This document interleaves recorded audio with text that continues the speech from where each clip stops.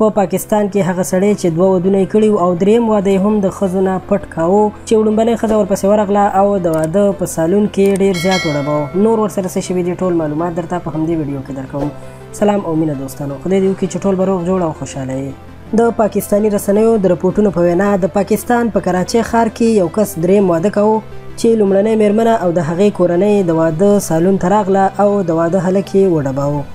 د کراچۍ په نارت ناظم آباد سیمه کې د دغه کس د دریم واده ډوډۍ په یو تالار کې ورکول کېده چې لومړۍ ښځه سره د کورنۍ راغله او هلک یې وډباوه چې د هغې نه وروسته هلک ځان د یو بس لاندې پټ کو او ځان یې وساتو. د اسیف په نوم دغه کس د ودونو په تالار کې د واده ډوډۍ ورکوله چې په دغه وخت کې وړومبنۍ میرمنه او د هغې کورنۍ راورسېده او نوې ښځې او د هغې کورنۍ ته یې ټوله کیسه وکړه چې له مخکې نه یې 2 ودونه کړي دي او نوې ښځې او د هغې کورنۍ ته یې دروغ ویلي دي.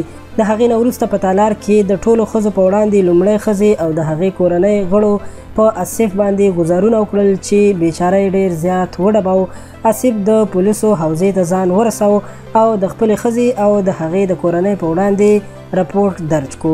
کله چې نوموړی له حوزې نه بهر بیرته راووتو نو ښځه او د هغې کورنۍ ولاړه وه چې یو ځلې بیا سړی ایسار کو او ویې واهه چې له هر څه یې وویستو. له هغې وروسته یې په خوارۍ ځان د یو بس لاندې پټ کړ، خو د پاکستاني رسنیو د رپورټونو په وینا خبریالانو په ډېره ګرانه هغه د بس لاندې راوویستو او نظر یې ترې واخیستو.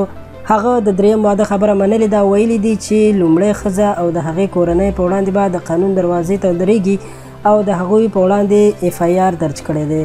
بل لوري ته هغه ښځه وایي چې د اسیف لومړۍ میرمن ده د هغې په وړاندې د دوکې او فراډ عریضه کړې ده او وایي چې داسې په اسانه به یې پرېنږدي. قدرمنو دوستانو، دا یو ډېر حیرانوونکی خبر چې تاسو سره مو شریک کړم. مهرباني وکړئ ویډیو در سره لایک کړئ، خپلو ملګرو سره هم زموږ د چینل نه شریکه کړئ او که زموږ چینل مو نه وي سبسکرایب کړی نو مهرباني وکړئ همدا اوس یې سبسکرایب کړئ چې تاسو ته همدغسې ښایسته ویډیوګانې جوړې کړو.